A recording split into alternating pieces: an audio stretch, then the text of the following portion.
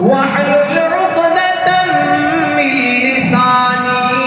يفقهوا قولي رب زدني علما رب زدني علما رب زدني علما.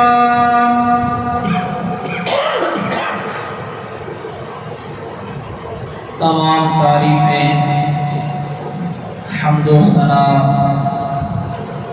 اس اللہ وحدہ لا شریک کے لیے ہیں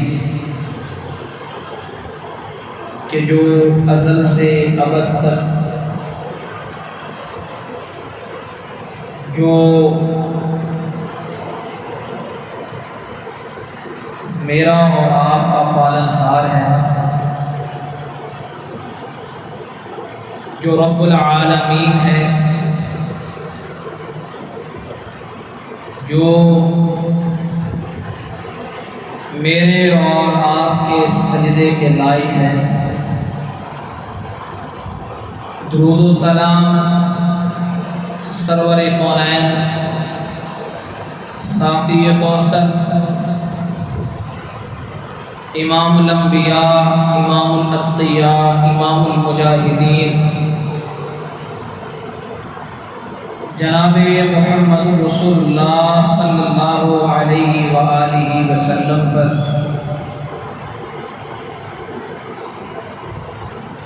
حضور کے بعد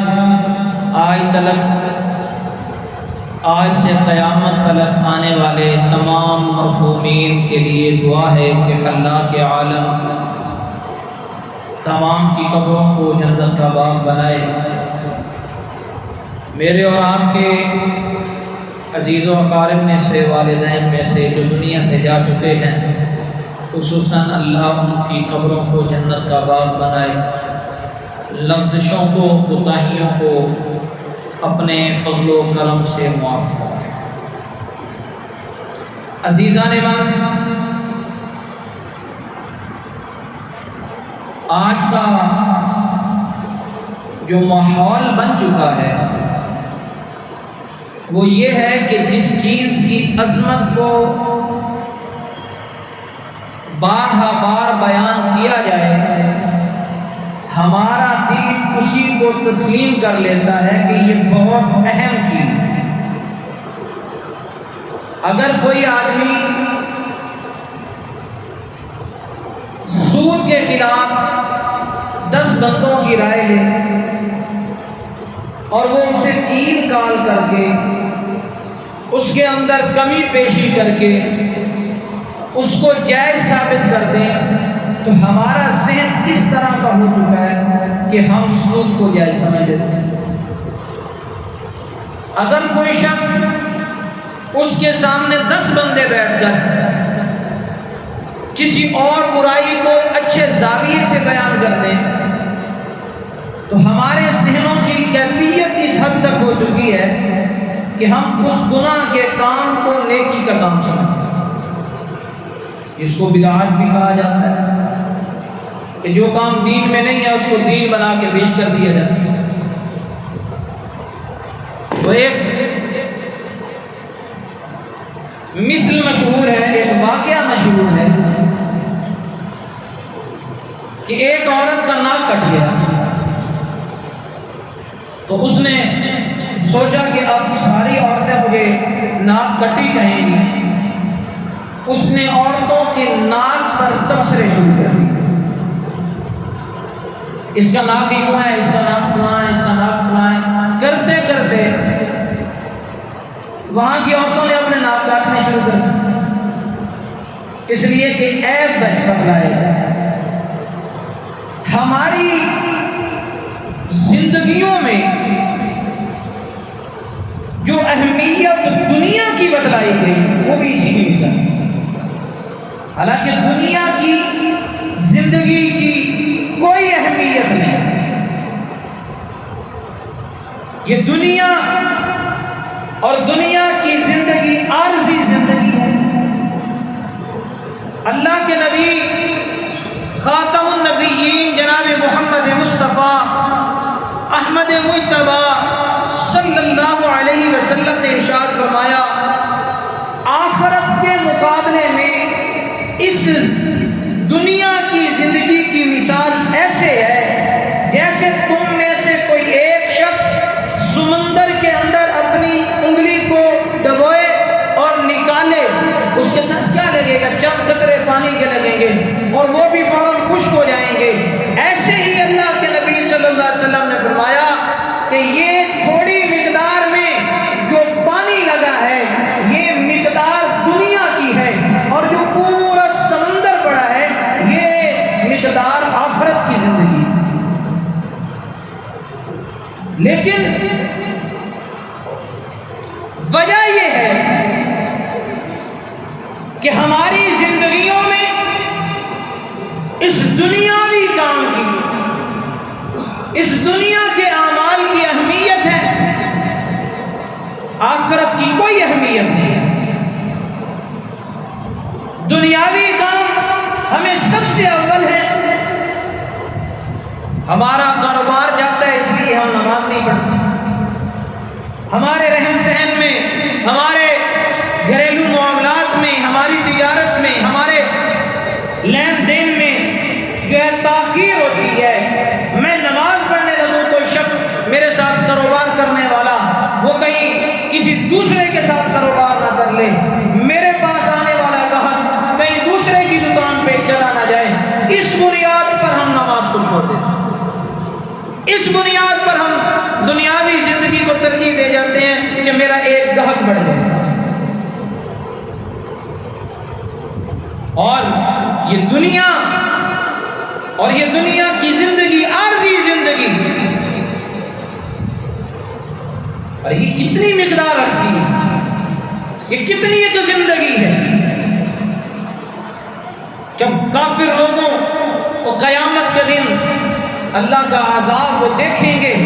اور اس دن کو دیکھیں گے تو وہ دنیاوی زندگی کے بارے میں کیا کہیں گے؟ اللہ تعالیٰ نے قرآن پاک میں ارشاد فرمایا، بسم اللہ الرحمن الرحیم، کأنہم یوم یرونہا لم یلبثوا الا عشیۃ او ضحاہا، کہ جب وہ اسے یعنی قیامت کو دیکھیں گے تو انہیں ایسے لگے گا گویا کہ وہ ایک لمحہ اگلا پہر یا پچھلا پہر دن کا کچھ حصہ وہ زندگی گزار کے آئے ہیں۔ یہ زندگی، یہ دنیاوی زندگی ان کو اتنی لگی ہے، دن کا اگلا پہر یا پچھلا پہر۔ اور اسی طرح اور فرمایا، کأنہم یوم یرون ما یوعدون لم یلبثوا الا ساعة من نہار۔ اللہ فرما رہے ہیں جب وہ آخرت کو دیکھیں گے، وہاں کی زندگی کو دیکھیں گے تو وہ کہیں گے جس دن وہ اس چیز کو دیکھ لیں گے جس سے انہیں ڈرایا گیا تھا تو سمجھیں گے جیسے ایک گھڑی ہی ٹھہری ہے، ایک لمحہ ٹھہری ہے، چند منٹ اور چند سیکنڈ دنیا میں ٹھہرے۔ اب آخرت کی زندگی کے مقابلے میں یہ دنیا کی زندگی چند لمحوں کی ہے، چند پہروں کی ہے، چند منٹوں اور سیکنڈوں کی ہے، اور ہم نے اس زندگی کو بڑی اہمیت دے رکھی ہے، آخرت کی زندگی کو بھلا۔ اللہ کے نبی صلی اللہ علیہ وسلم ایک مثال بیان فرماتے ہیں اس دنیا کے بارے میں، اس دنیا کے بارے میں۔ حضرت جابر رضی اللہ تعالی بیان کرتے ہیں کہ رسول اللہ صلی اللہ علیہ وسلم عالیہ کی جانب سے، اوپر کے جانب سے ایک علاقے سے واپس لوٹ کے آ رہے ہیں، اور آپ کے ساتھ حضور کے ساتھی بھی موجود ہیں، صحابہ بھی موجود ہیں، کہ رحمت والے نبی نے جناب مدنی کریم صلی اللہ علیہ وسلم نے ایک بکری کے مرے ہوئے بچے کو دیکھا،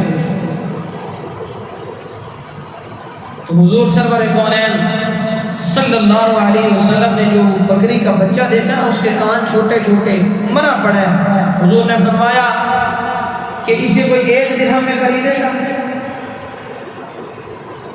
اسے کوئی 1 درہم میں خریدے گا؟ تو لوگوں نے کہا اللہ کے نبی ہم نہیں پسند کرتے کہ ہم اسے کسی بھی چیز کے بدلے میں لیں۔ حضور نے فرمایا اسے کوئی مفت لے گا؟ صحابہ نے اس سے بھی انکار کیا، اور کہا کہ اے اللہ کے نبی اگر یہ زندہ بھی ہوتا تو اس کے اندر ایک عیب ہے، وہ یہ کہ اس کے کان چھوٹے چھوٹے ہیں، یہ کوئی نسلی بکری کا بچہ نہیں ہے، اس لیے اللہ کے نبی صلی اللہ علیہ وسلم ہم اس کو نہ خریدتے۔ تو حضور نبی کریم صلی اللہ علیہ وسلم نے ارشاد فرمایا اللہ کی قسم جس طرح یہ بکری کا بچہ تمہارے ہاں حقیر ہے، یہ دنیا اللہ تعالیٰ کے سامنے اس سے بھی زیادہ حقیر ہے۔ دنیا اللہ رب العزت کے سامنے اس سے زیادہ حقیر ہے، مرے ہوئے بکری کے بچے سے بھی زیادہ۔ جس طرح اس کی کوئی قیمت نہیں، جس طرح اس کی کوئی قدر نہیں، اس طرح اس دنیاوی زندگی کی بھی کوئی قدر نہیں۔ اللہ کے ہاں یہ کوئی معنی نہیں رکھتا۔ چند گھڑیاں جو یہ زندگی ہے، اس کے بارے میں نبی کریم صلی اللہ علیہ وسلم نے فرمایا، حضرت ابو ہریرہ رضی اللہ تعالیٰ عنہ روایت کرتے ہیں کہ اللہ کے نبی صلی اللہ علیہ وسلم نے فرمایا الدنیا ملعونۃ ملعون ما فیہا الا ذکر اللہ وما والاہ او عالما او متعلما۔ حضرت ابو ہریرہ رضی اللہ تعالیٰ عنہ فرماتے ہیں کہ نبی کریم صلی اللہ علیہ وسلم نے ارشاد فرمایا خبردار دنیا اور جو کچھ اس میں ہے یہ ملعون ہے سوائے اللہ کے ذکر کے اور وہ عمل جو اللہ کو پسند ہے اس کے، اور عالم اور متعلم۔ اس کے علاوہ نبی پاک صلی اللہ علیہ وسلم نے ہر عمل کو، ہر شخص کو ملعون قرار دیا سوائے وہ شخص جو اللہ کو یاد کرتا ہے اور وہ اعمال کرتا ہے جن اعمال سے اللہ راضی ہوتا ہے۔ اگر ہمارے اعمال ایسے ہیں کہ جن اعمال سے اللہ راضی ہوتا ہے تو پھر تو ہم کامیاب ہیں، پھر ہم اس زمرے میں نہیں آتے۔ لیکن اگر ہمارے اعمال ایسے ہیں کہ جس سے اللہ راضی نہیں ہوتا، ہمارے اعمال کی وجہ سے اللہ ہم سے ناراض ہوتا ہے، تو پھر ہم بھی اس حدیث کی مصداق ہیں کہ ہم بھی ملعون ہیں، اللہ ہم سے راضی نہیں۔ اور میرے اور آپ کے نبی جناب محمد مصطفیٰ صلی اللہ علیہ وسلم نے اپنے صحابہ کو زیادہ تر اس بات کی تعلیم دی ہے کہ اے میرے صحابہ یہ دنیا جو ہے اس میں اجنبی کی طرح رہو، مسافر کی طرح رہو، یہ زندگی کے چند پہر جو ہیں یہ گزار کے یہاں سے ہم نے چلے جانا ہے۔ فکر کرو آخرت کی، سوچو آخرت کو، آخرت کے بارے میں سوچو، اللہ کے سامنے کھڑے ہونے کے بارے میں سوچو۔ یہ دنیا کی زندگی بھوک میں بھی کٹ جائے گی، پیاس میں بھی کٹ جائے گی اور تکالیف میں بھی کٹ جائے گی، لیکن اس زندگی سے جب ہم نے آگے جانا ہے، ہم نے اللہ رب العزت کے دربار میں کھڑے ہونا ہے، اس کے بارے میں سوچو کہ جب ہم اللہ کے دربار سے ہو کے پھر ہم جنت میں یا جہنم میں جائیں گے، وہاں پر پتہ چلے گا کہ ہم نے کس طرح کے اعمال کیے ہیں، کہ ہم ملعون ہیں یا اللہ کے ہم محبوب ہیں۔ اور حدیث پاک ہے رسول اللہ صلی اللہ علیہ وسلم نے فرمایا کن فی الدنیا کانک غریب، کہ تم دنیا میں ایک اجنبی کی طرح رہو، اور او عابر السبیل، یا مسافر کی طرح رہو۔ یہ دنیا رسول اللہ صلی اللہ علیہ وسلم کے بارے میں آتا ہے کہ رسول اللہ صلی اللہ علیہ وسلم ایک مرتبہ اپنے بستر پر سوئے اور اٹھے تو رسول اللہ صلی اللہ علیہ وسلم کے چہرہ اطہر پر اور حضور علیہ السلام کے ہاتھوں پر بستر کی وجہ سے نشان تھے، کھجور کے پتوں کے بستر تھے۔ حضرت عبداللہ بن مسعود رضی اللہ تعالیٰ عنہ بیان کرتے ہیں کہ میں نے رسول اللہ صلی اللہ علیہ وسلم سے عرض کی اے اللہ کے رسول میں آپ کے لیے بستر بنوا دوں؟ تو اللہ کے نبی صلی اللہ علیہ وسلم نے فرمایا میرا دنیا سے کوئی تعلق نہیں، میں تو دنیا میں ایک مسافر کی طرح ہوں کہ وہ ایک درخت کے نیچے آرام کرتا ہے اور پھر آگے چل پڑتا ہے۔ میری مثال بھی یوں ہی ہے، یہ ہماری زندگی کی مثال بھی یوں ہی ہے کہ ہم اس دنیا میں مسافر ہیں، کوئی اب چلے گا، کوئی کل چلے گا، کسی کی زندگی کا کوئی علم نہیں کہ کوئی کب چلے جائے، لیکن یہ مسافر خانہ ہے، یہاں آنا جانا لگا رہے گا۔ ہم نے اپنی آخرت کی زندگی کے بارے میں کیا سوچا؟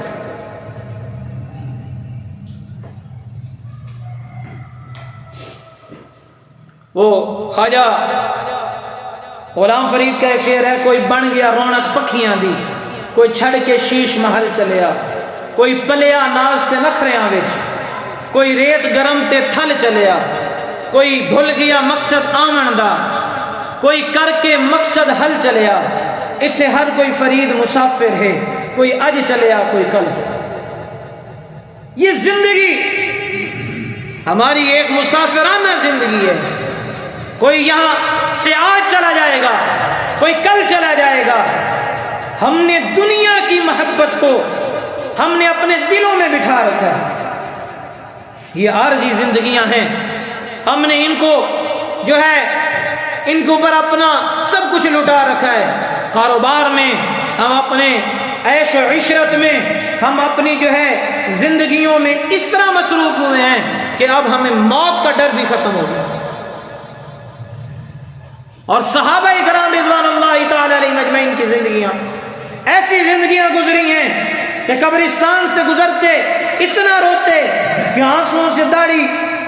جو ہے تر ہو جاتی، اتنا روتے اللہ کے خوف سے، اتنا روتے قبر کے ڈر سے، لیکن ہم قبرستانوں سے گزرتے ہیں، ہمارے سامنے سے جنازے گزرتے ہیں، پھر بھی دنیا کی محبت ہمارے دلوں میں کم نہیں ہوتی۔ ہمارے سامنے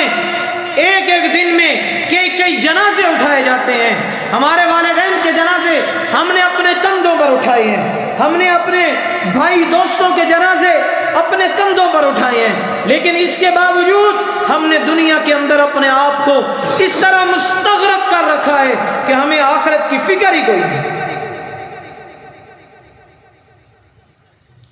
اور جناب محمد الرسول اللہ صلی اللہ علیہ وسلم فرماتے ہیں قیامت کا دن ہوگا اور اہل دنیا میں سے ایک سب سے امیر شخص، خوشحال شخص اللہ کے دربار میں لایا جائے اور ہوگا وہ اہل جہنم میں سے۔ اس کو جہنم کی آگ میں ایک غوطہ دیا جائے گا، غوطہ دینے کے بعد اس سے پوچھا جائے گا کیا تو نے کبھی خوشحالی دیکھی ہے؟ وہ کہے گا میں نے کبھی نہیں دیکھی۔ دنیا میں عیش و عشرت کرنے والا، جس کے نوکر چاکر اس کی گاڑی کے نیچے ہاتھ رکھ کے اس کے پاؤں کو مٹی نہیں لگنے دیتے، دنیا میں ایسے عیش و عشرت والا کہ جس کے میز پر بادشاہوں سے زیادہ کھانے موجود ہوتے ہیں، دنیا میں ایسی عیش و عشرت والا کہ جس نے دنیا کی ہر خوشی کو خرید کے رکھا ہوا ہے، جب جہنم میں غوطہ دیا جائے گا وہ ساری خوشحالی کو بھول جائے گا۔ اور اسی طرح پھر ایک ایسے شخص کو لایا جائے گا جو دنیاوی زندگی میں سب سے زیادہ تنگ حال ہو، سب سے زیادہ پریشانیاں دیکھی ہوں، اسے جنت کی ہوا لگوائی جائے گی، پھر اسے باہر نکالا جائے گا، پھر پوچھا جائے گا تو نے زندگی میں کبھی تنگ دستی دیکھی ہے؟ وہ کہے گا کبھی نہیں دیکھی۔ تو اس بات کو سمجھیں کہ یہ دنیا کی عیش و عشرت، یہ دنیا کے یہ زیب و زینت، محلات، یہ سارا کچھ ایک عارضی ہے، ابھی سانس نکل جائے، ابھی مر جائیں، اولاد جسم پر ایک انگوٹھی نہیں رہنے دیتی، جسم پر قیمتی لباس نہیں رہنے دیتی، جسم پر جو ہے आला किस्म का कोई पोशाक नहीं रहने देती। तो याद करें, हमने भी मरना है, हमने भी अल्लाह के सामने। आखिरी हदीस सुनो कि रसूलुल्लाह सल्लल्लाहु अलैहि वसल्लम ने फरमाया कि ये दुनिया चार लोगों के लिए किस तरह का मकाम रखती है। पहला वो शख्स कि जिसके पास माल भी हो, इल्म भी हो, और वो अल्लाह से डरने वाला हो, अल्लाह के रास्ते में खर्च करने वाला हो, सिला रहमी करने वाला हो, और माल को तकसीम करने में अल्लाह से डर के तकसीम करता हो। फरमाया ये सबसे अफजल तरीन शख्स है। फिर दूसरा वो शख्स कि जिसके पास माल तो ना हो, इल्म हो,